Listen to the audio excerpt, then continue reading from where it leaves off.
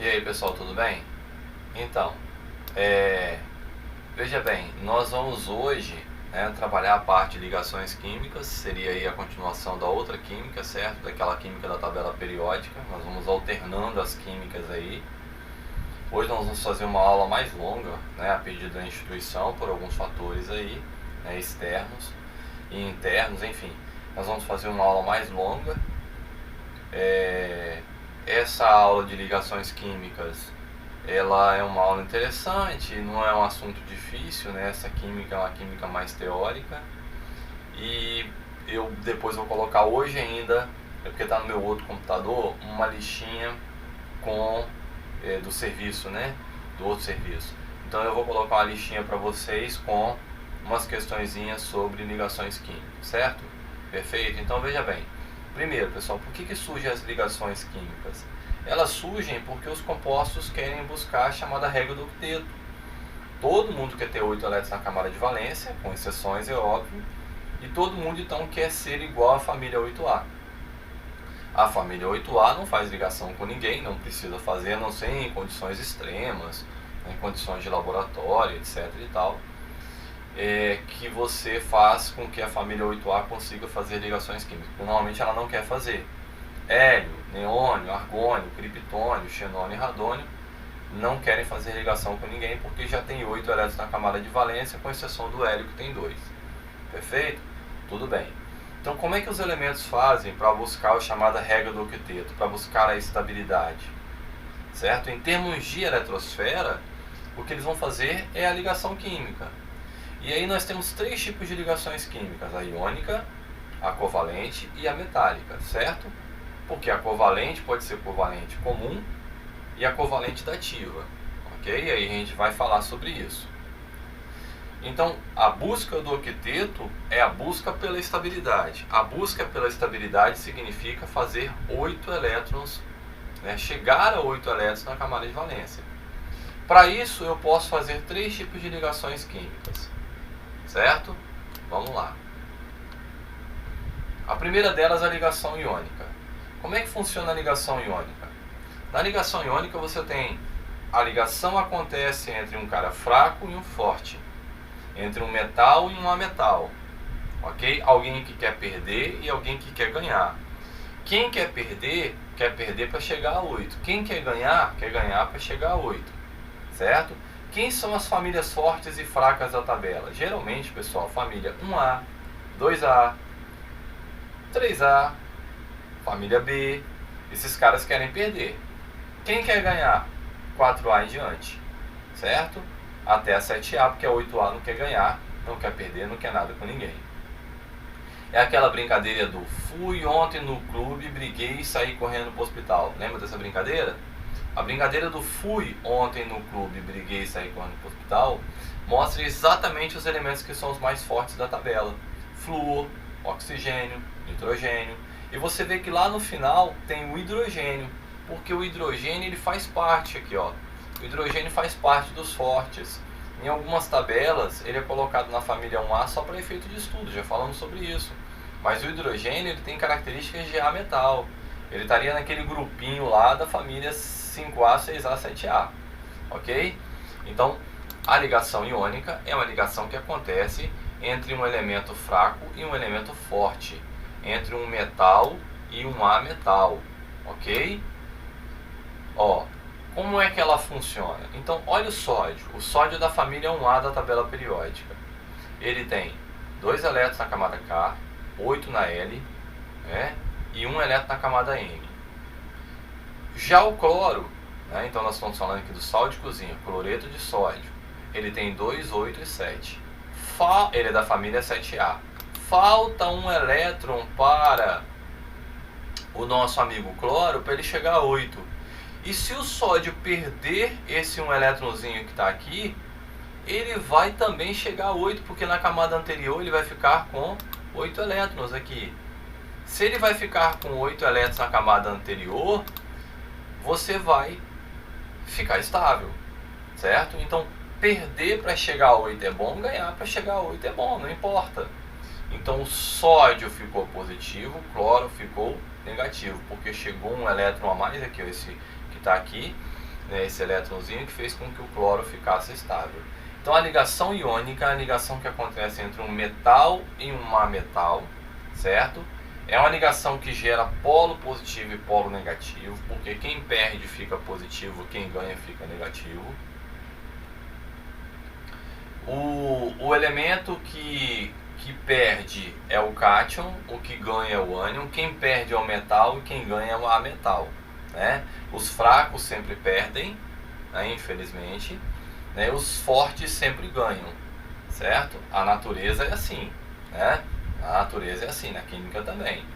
Então, infelizmente é assim que funciona, né? Então, os pobres perdem e os ricos ganham, pensando de forma, né, bem severa. Mas o que acontece na química é isso. Só que, né, na natureza e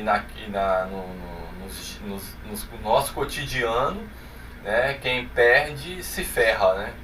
Então é assim que funciona. E quem ganha se dá bem, entre aspas, em algumas situações, né? Efetivamente não, mas enfim. Mas na química não. Na química quem perde, perdeu para ficar estável, foi bom para ele. Ele falou: ó, cloro, leva esse elétron aí, cara, porque tá me atrapalhando. Esse um elétron só que eu tenho na camada de valência tá me atrapalhando. Leva, faz favor. A gente vai formar um composto legal aqui, o cloreto de sódio, sal de cozinha. Ó, aqui ó, potássio. Já o oxigênio, por ser família 6A, tá vendo? Ele tem 6 elétrons na camada de valência, ele precisa de 2. Então o composto que ele vai formar, por exemplo, com o potássio, que é da família 1A, é o K2O. Por que é o K2O? Porque ele precisa de 2 Ks. O K doa um, o K doa o outro. Certo? E esse potássio, né, ele vai ficar também com 8 elétrons na camada de valência. Vai acontecer igual o sódio, só que o potássio ele tem mais camadas, certo? Lítio, sódio, potássio, família 1A. O potássio está embaixo do sódio, ele tem uma camada a mais. Ele ainda é mais fraco do que o sódio, porque quanto mais camadas eu tenho, mais fraco eu sou. Mais distante eu fico, né, do meu elétron. Então, aumenta o raio, mais camadas eu tenho, maior é o meu raio, certo? Distância do núcleo até a última camada. E mais fraco eu vou ficando. Perfeito? Tudo bem. Então, o composto iônico é um composto bom, relativamente bom em termos de características, né? Se você fosse pensar assim, é uma boa ligação, a ligação iônica é. Ah, Pires, o que é mais forte? Calma, a gente vai chegar lá. Mas assim, a ligação iônica é uma ligação muito boa, porque você gera polos, né? Alguém vai perder, alguém vai ganhar, você vai ter uma alta atração entre o polo positivo e negativo, entre essas cargas, né, que foram geradas. Então, é essa característica. O que gera a ligação iônica? Os compostos são sólidos cristalinos. O que isso quer dizer? Eu posso ser sólido só. O ouro é sólido, a prata é sólida, certo? E cristalino, o que é isso? Cristais, né? Fragmentos, pontinhos, sal de cozinha, açúcar, eles são cristais. Por quê? Porque eles têm pontinhos, né? Eles têm fragmentos espalhados ali, ok? Elevados pontos de fusão e ebulição. Os compostos iônicos, para serem afastados, porque o que você faz quando você gera o ponto de fusão e ebulição? Nesse chamado retículo cristalino, você gera a aproximação do positivo com o positivo e do negativo com o negativo. Isso faz o rompimento da ligação. Romper a ligação iônica não é fácil.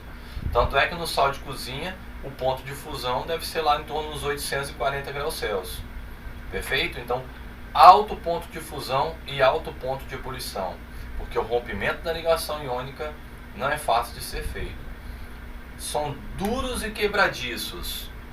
O que é ser duro e quebradiço? O aço é duro, mas não é quebradiço. Quebradiço quer dizer que é fragilidade para rompimento. Perfeito? Boa condutividade de dissolvidos em água e boa condutividade em estado líquido. Quando você pega o sal de cozinha no estado sólido, ele não vai conduzir corrente elétrica. Por quê? Você tem... Ah, Pires, mas o polo negativo e positivo está ali. Mas eles estão compactados. Você não tem ali o positivo e o negativo, né, da ligação não estão suficientemente distantes para que você possa ter o fluxo de elétrons pela estrutura. Quando você passa para o estado líquido esse composto, aí você já tem o afastamento, o distanciamento, a separação do positivo do negativo. Aí você já vai ter o fluxo de elétrons. Quando você coloca em água, a água faz a chamada reação de dissociação do sal. Essa dissociação iônica gera o positivo e o negativo. Então você vai ter o rompimento, a água vem aqui e faz o rompimento dessa estrutura. E você já vai ter então a carga positiva separada por onde o elétron vai fluir. Então quando você pega o composto, que é o sal de cozinha, vamos supor, pegando ele como exemplo, composto iônico mais famoso, e você coloca esse composto iônico em água, você separa o positivo do negativo, aí você já tem o local onde o elétron pode passar. Se você faz o ponto de fusão dele, você separa o positivo do negativo, você tem ali já aonde o elétron passa. Ok? Então o composto iônico conduz corrente elétrica no estado sólido? Não. Somente no estado líquido ou no estado aquoso. Por que seu principal solvente é a água? Semelhante dissolve semelhante. Se a água é polar, ela vai dissolver o composto polar. Todo composto iônico é solúvel em água? Não. Existem compostos iônicos de baixíssima solubilidade, são chamados sais insolúveis, bases insolúveis, mas a regra na química ela é generalizada, é uma regra geral. Como regra geral, os compostos iônicos são bastante solúveis em água porque eles são polares. Ok? Esses dois, por exemplo, que estão aqui, são bastante solúveis em água porque os sais, os óxidos da família 1A, 2A são bastante solúveis. Ok? Perfeito. Então o composto iônico está falado para você, características também. Vamos lá. Agora, o composto a ligação covalente. Como é que funciona a ligação covalente? A ligação covalente você já não tem mais agora fraco com forte, é forte com forte. É ali família 4A em diante, perfeito? É a metal com a metal, salvo exceções. A química é cheia de exceção, pessoal, não tem jeito. Mas salvo exceções, é a metal com a metal, a ligação covalente. Se você pega dois caras fortes, que são aqueles que fazem parte do Fui Ontem no Clube, perfeito? Entre eles, agora você tem forte com forte, você tem rico com rico. Quem vai tomar? Ninguém. Sociedade, compartilhamento, né? Ei, vamos fazer a ligação? Vamos, mas eu sou forte e você também. Espera aí, eu não vou tomar, nem você, então vamos compartilhar. Vamos fazer uma sociedade. Surge então a ligação covalente. Perfeito? Por exemplo, dois cloros se encontram. Esses dois cloros, quando se encontram, dizem: ei, eu sou 7A, você também, nós somos irmãos gêmeos, nós temos a mesma força, preciso fazer uma ligação e você também precisa de um elétron. Eles vão lá e compartilham esses elétrons. Hoje a representação não é mais com essa bolinha assim em volta, é só encostar os dois elétrons um do lado do outro, mas enfim, essa é muito mais didática. E a ligação covalente é representada por tracinhos, tá vendo? Um tracinho aqui, ó, significa que houve uma ligação covalente. Essa é simples. Existe a covalente simples, a dupla e a tripla. Perfeito? Tudo bem. O hidrogênio é um cara diferente, que ele estabiliza com dois elétrons, então ele faz sempre só uma ligação, você pode ver isso na química orgânica, porque com dois elétrons ele fica igual ao hélio, tá vendo? Ó, com dois elétronzinhos. Quando você faz uma sociedade, não pertence aos dois? Então, ó, olha como é que ficou o cloro. 2, 4, 6, 7, 8. 2, 4, 6, 7, 8. Ó. 7, 8. Então, quando você faz essa sociedade, os elétrons pertencem aos dois. Tudo bem? Então, aqui, sociedade, hidrogênio estável com 2 elétrons. Sociedade, cloro estável com 8 elétrons. O nitrogênio da família 5A, ele tem 5 elétrons na camada de valência. Certo? Então, se ele tem 5 elétrons na camada de valência, quantas ligações ele precisa fazer para chegar a 8? 3 ligações. Por quê? Imagina, tenho 5, faltam 3. Cheguei então a 8. Perfeito? Tudo bem? Para a gente entender bem como é que funciona isso. Os dois nitrogênios se encontram, né, e querem formar o gás nitrogênio, que é o N2. Vão fazer 3 ligações. Por quê? 1, 2, 3, 4, 5, 6, 7, 8. pertence aos dois, essa sociedade fez 3 ligações, uma tripla, formou o chamado azoto. O azoto é o gás nitrogênio que é utilizado aí pelas plantas, né, naquele processo de fixação, bactérias que fazem a fixação do nitrogênio, um gás extremamente importante na natureza. Olha a água, o oxigênio está no centro da molécula, o oxigênio precisa fazer 2 ligações, por isso que ele chama 2 hidrogênios. Faz uma de um lado com hidrogênio, uma do outro lado com hidrogênio. O oxigênio ficou estável com 8 e os hidrogênios ficaram estáveis com 2. Essa seria a fórmula estrutural plana da água. É claro que a água ela fica com a estrutura angular, não fica dessa forma aqui, mas ele não está querendo aqui chegar nesse ponto, né, no desenho que a gente retirou aí da internet, ok? Aí você pega o CO2. A estrutura do CO2, o carbono é da família 4A. Se ele é da família 4A, quantas ligações ele precisa fazer para chegar a 8? Você aprendeu com o Jorginho? Né? Jorginho é aquela pessoa super tranquila. 4 ligações para chegar a 8, porque por isso que o carbono ele é tetravalente, é tetra, faltam 4 para chegar a 8. Mas o oxigênio só quer fazer 2. Então ele chama 2 oxigênios, faz uma dupla de um lado, uma dupla do outro. Ele fez as suas 4 ligações, o oxigênio fez as suas 2 ligações, está formada a estrutura do dióxido de carbono, que é o CO2, ok? Então assim, a ligação covalente ela vem de uma necessidade que o elemento tem, né, de fazer a regra do octeto, de chegar a 8 elétrons, certo? E os elementos podem fazer até 3 tipos de ligações covalentes comuns, certo? Que seria a simples, a dupla ou a tripla. E aí na sua busca da estabilidade, quem é que faz ligações covalentes? Os elementos fortes da tabela, que são os ametais, que é aquele grupinho ali da família 4A em diante, colocando junto o hidrogênio. A melhor regra para decorar os fortes é a regrinha da brincadeira do fui ontem no clube, briguei e saí correndo para o hospital. Que aí você decora quem são os elementos fortes da tabela, ok? Tudo bem. Só que nós temos uma situação onde você pode ter um problema quando você já não pode mais fazer ligações. Pega comigo aqui o SO3, o trióxido de enxofre, né, responsável pela chuva ácida. O enxofre é família 6A. Se ele é família 6A, ele precisa fazer quantas ligações? 2. 2 ligações ele fica estável. O oxigênio é família 6A. 2 ligações. Perfeito? Fez as 2 ligações, resolveu o problema dos 2. E os outros 2 oxigênios do trióxido de enxofre? Pires fecha uma estrutura. Olha pessoal, não fecha a estrutura na química inorgânica. Quem fecha a cadeia é carbono, só. Ninguém mais fecha a estrutura, a não ser exceções. As estruturas dos compostos na química inorgânica, elas são abertas, perfeito? Então o que vai acontecer? Ficou estável o enxofre, ficou estável o oxigênio. O que você faz? O enxofre empresta um par de elétrons para o oxigênio e diz assim: oxigênio, eu vou te emprestar um par, porque eu não posso mais fazer ligações. Mas eu te empresto e você fica estável. Mas é meu. Não tem aquele empréstimo que o banco faz. Beleza, é uma brincadeira. Vai comprar um carro. Aí você pega 20 mil no banco para comprar um carro, para completar e comprar um carro. O dinheiro te serviu? Resolveu o seu problema? Porque você precisa do carro para trabalhar, vamos supor? Perfeito. Mas o dinheiro é seu? Não, é do banco. A mesma coisa aqui, é uma brincadeira. Um enxofre empresta o par.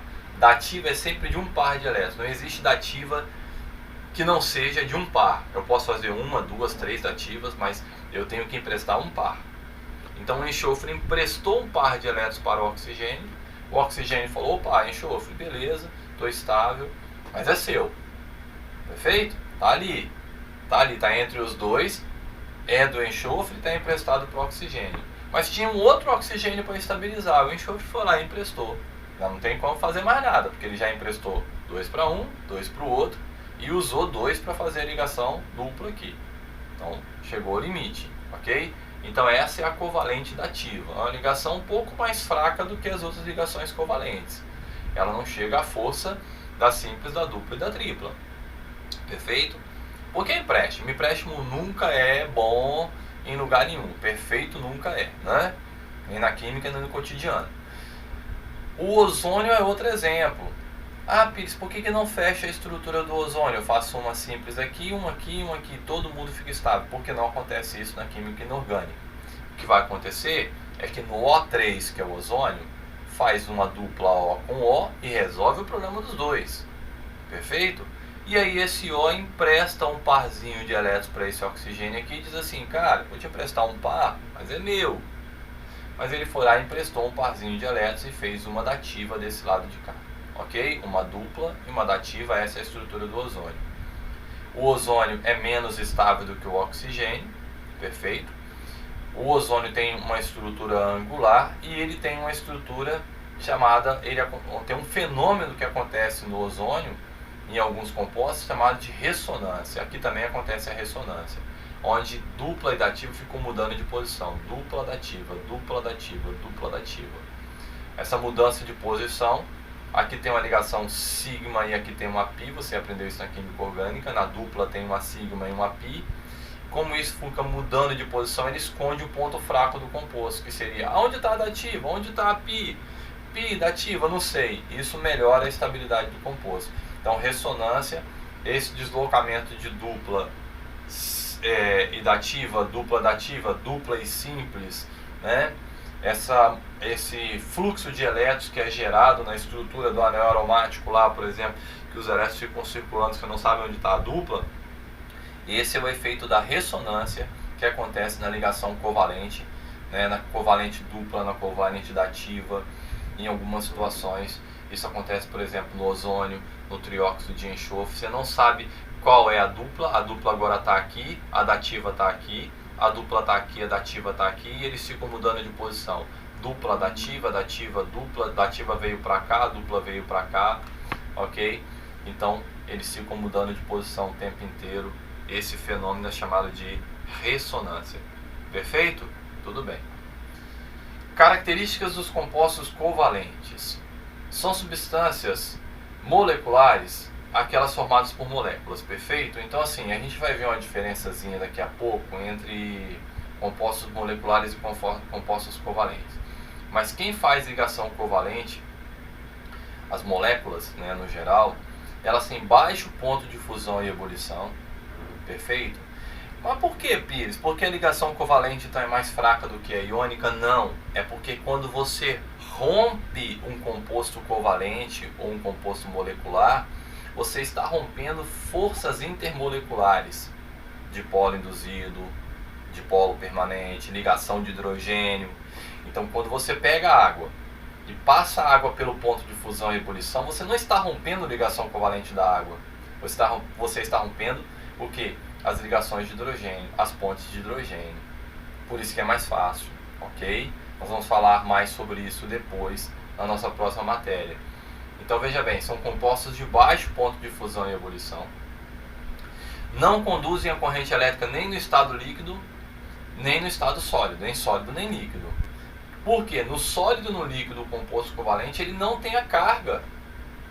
Ele só vai ter carga se ele for colocado em solução aquosa, ou seja, se ele estiver em água, e se ele for um composto polar, porque a gente vai aprender que o composto covalente pode ser polar ou apolar. Se ele for polar e colocado em água, em solução aquosa, aí ele conduz corrente elétrica. Perfeito? Tudo bem? Então, por exemplo, nós falamos do composto iônico. A água pura, 100% pura, ela é um composto covalente, né? Ela é uma molécula, ela faz ligações covalentes. Ela tem lá a sua característica de composto que faz ligação covalente, perfeito? Mas ela não conduz corrente elétrica, porque ela não tem os seus íons. A partir do momento que você coloca sal na água, você gera íons. Aí você tem um composto iônico em solução aquosa. Se eu colocar, por exemplo, soda cáustica nessa água, ou colocar ácido sulfúrico nessa água, eu também vou ter. A soda cáustica é um composto iônico, né, que vai formar polo positivo e negativo, e o ácido sulfúrico é um composto covalente, perfeito? É um composto que faz ligação covalente, que vai, quando colocado em água, sofrer um processo de ionização. e aí ele vai ser separado em positivo e negativo. Então, por ser um composto covalente polar, quando colocado em água, ele aí sim, em solução aquosa, vai ser um bom condutor de corrente elétrica. Você vai ter a geração do polo positivo e negativo, e aí o polo positivo vai ser aonde o elétron vai passar. Tudo bem? Beleza. Agora é isso que eu queria te mostrar, a diferença. Eu estou falando isso porque o Lessa falou nas turmas que ele dá aula, e ele, a gente acaba falando para evitar qualquer problema. Existe uma diferença entre composto molecular e composto covalente. Ambos fazem ligações covalentes, perfeito? Só que o que é molécula? Molécula é aquilo que você não tem uma estrutura grande. A estrutura da molécula é uma estrutura menor, uma estrutura compactada, certo? É de uma em uma, vamos colocar assim. Essa é a molécula. Então, por exemplo, a molécula de água, a molécula de CO2, a molécula de nitrogênio, a molécula de açúcar. Então você tem uma estrutura, a estrutura é uma estrutura só. Já o composto covalente seria o cara com uma estrutura enorme, uma cadeia ramificada, estruturada, E aí seriam poucos. Molécula é tudo. Tudo que você imaginar é molécula. Quem são os caras que são estruturas covalentes? Diamante e grafite, que tem uma estrutura enorme, A sílica areia, esse Nzinho que está do lado, que é a estrutura que vai se repetindo, perfeito? A estrutura do polipropileno, poliestireno, ou seja, os polímeros, polivinilcloro, que é o PVC, poliestireno, que é o isopor, teflon. Essas estruturas todas são estruturas enormes, gigantes, que seriam então compostos covalentes. Então, compostos covalentes são compostos de estrutura muito grande, com características específicas, geralmente alto ponto de fusão e ebulição, extremamente fortes, resistentes. Essa é uma característica dos compostos covalentes, ao contrário dos compostos moleculares, de estruturas pequenininhas, moléculas, ok? Por exemplo, água, baixo ponto de fusão e ebulição. CO2 ainda mais baixo, gasoso. N2 gasoso. Açúcares, ok? São estruturas pequenas. Estruturas grandes, como diamante, grafite, polímeros, sílica, que é areia, certo? Essas estruturas todas são estruturas extremamente resistentes e por isso são chamadas de compostos covalentes. Pessoal, pouquíssimas vezes eu vi isso em prova e duvido que o Enem cobraria isso, mas enfim, tá aqui para você que vai fazer algum vestibular diferente por aí, que inventa moda. Tudo bem? Perfeito. E aí nós temos por último, para a gente poder falar, a ligação metálica. A ligação metálica é a ligação que acontece entre dois metais, perfeito? Então você tem metal com ametal iônico, forte com fraco. Forte com forte, que é ametal com ametal covalente, perfeito? E agora fraco com fraco, metal com metal. Essa é a ligação metálica. A ligação metálica não tem nem transferência de elétrons, nem compartilhamento de elétrons. É a teoria do mar de elétrons. Os elétrons são distribuídos por todo o material, é uma nuvem eletrônica. Por isso que todos são muito bons condutores de corrente elétrica, e de calor. Porque a estrutura dos elétrons estão distribuídas, o metal tem uma estrutura eletrônica distribuída por todo o metal. Tudo bem? Perfeito. Nós temos aí alguns casos de ligação metálica acontecendo. O aço. O que é uma liga metálica e o que é uma ligação metálica? Liga metálica, pessoal, é um material onde o principal componente é o metal. Por exemplo, o aço é uma liga metálica, ferro-carbono. O aço tem 1,7% de carbono e aí você não tem uma ligação metálica entre carbono e ferro, certo? Esse composto, essa ligação entre ferro e carbono gera uma liga metálica. Essa liga metálica, faz com que você tenha uma alta resistência nessa composição específica de 1,7% de carbono, é ótimo, que é o aço. Perfeito? Então, olha aqui, ó. O que tem nela? Ferro, carbono, né? E quando ele coloca os percentuais aqui, é de acordo com a necessidade do aço que você vai montar. E vestígios de silício, enxofre e fósforo. Ok? Então o aço seria uma liga metálica. Aço inox, aí você já coloca quem nesse aço? Cromo e níquel. A mais do que você já tinha, que era o ferro e o carbono. Qual é a função disso? Aquele processo que eu te falei, aliás, né, o processo que eu estava falando na turma da manhã, que seria o processo de corrosão, a proteção contra a corrosão. Então a função de colocar o cromo é montar uma película protetora que o cromo consegue fazer, chamada de passivação. Essa película protetora impede a oxidação do material, ok?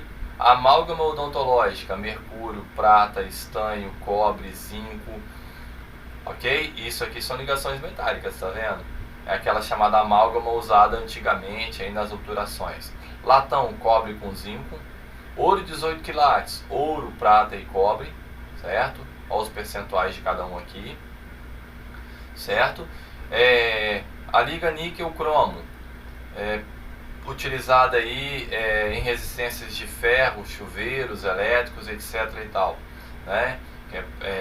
Ela vai ter a condutividade elétrica dela é baixa e ela é extremamente dura, ou seja, ela vai suportar, né, uma alta temperatura sem sofrer danos, vamos colocar assim. Então, deixa eu voltar.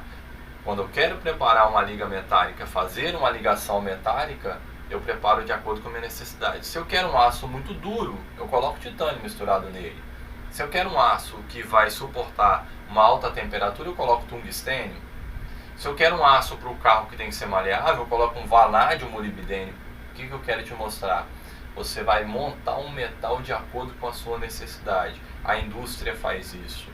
Essa ligação metálica é gerada de acordo com a necessidade. Por exemplo, um fusível de um carro ou de uma casa, ele tem que ser fraco. Por quê? Como é que funciona, você que não sabe?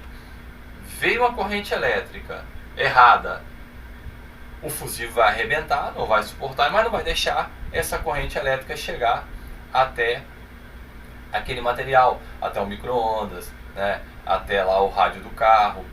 Então esse fusível vai ser feito com material muito fraco. Por exemplo, existe uma liga metálica chamada de liga UD, que é uma liga que mistura bismuto, chumbo, estanho, cádmio, que é fraca, baixo ponto de fusão e ebulição.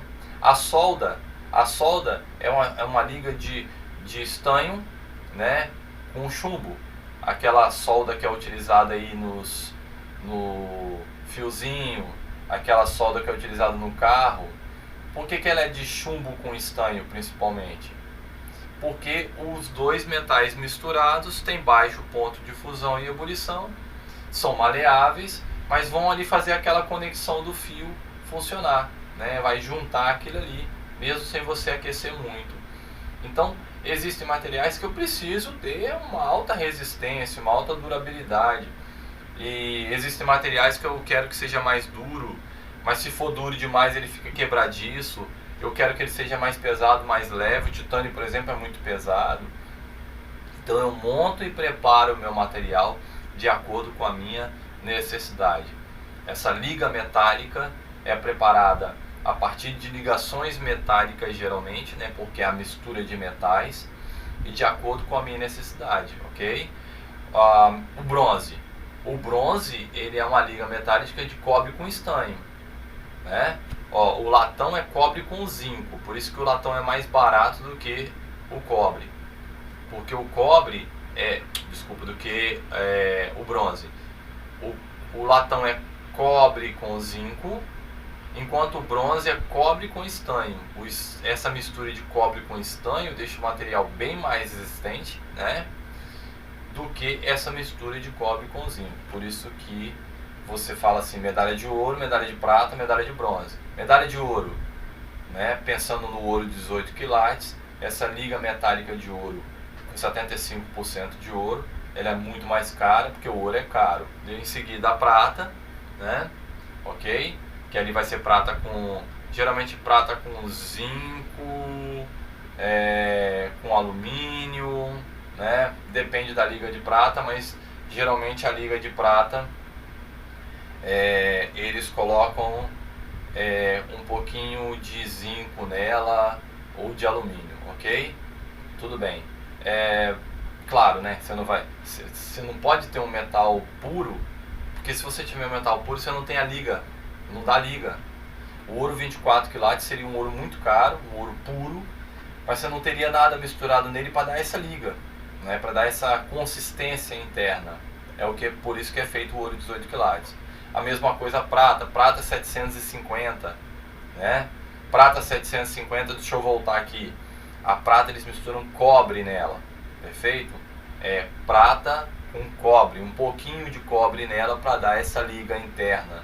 Em algumas situações, não, as situações comuns, eles podem colocar zinco, né? Por exemplo, igual essa mistura de amálgama aí que eles misturam zinco, misturam cobre, alumínio, em algumas ligas de prata colocam alumínio, mas isso é menos comum. O mais comum é você colocar prata com cobre, né? No caso do ouro, prata e cobre, perfeito? Se você quiser o ouro branco, por exemplo, você vai misturar ouro com paládio, né? Que é um metal que dá essa característica do ouro ficar esbranquiçado, e mais ródio, perfeito? Tudo bem, é isso aí. Quais são as características da ligação metálica que vai ser gerado nos metais e nas ligas metálicas? Alta condutividade elétrica e térmica, né? A gente sabe disso. A panela esquenta muito, né? Os fios são condutores, os fios de cobre, de alumínio, o fio de alta tensão é de alumínio, os fios que você usa em casa são de alumínio ou cobre, né?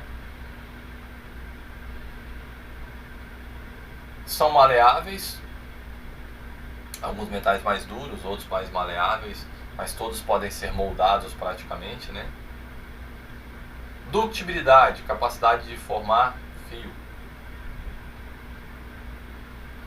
São estruturas sólidas, não são cristalinos, né? Não são cristalinos, não são sólidos. O único metal que é líquido a temperatura ambiente é o mercúrio, ok? O mercúrio é um metal líquido, aquele do termômetro, né? Que é um metal extremamente perigoso, né? E os pontos de fusão e ebulição dos metais, né, são altos pontos de fusão e ebulição, característica deles. E aqui o que ele colocou, né, nessa fontezinha que a gente tirou aí,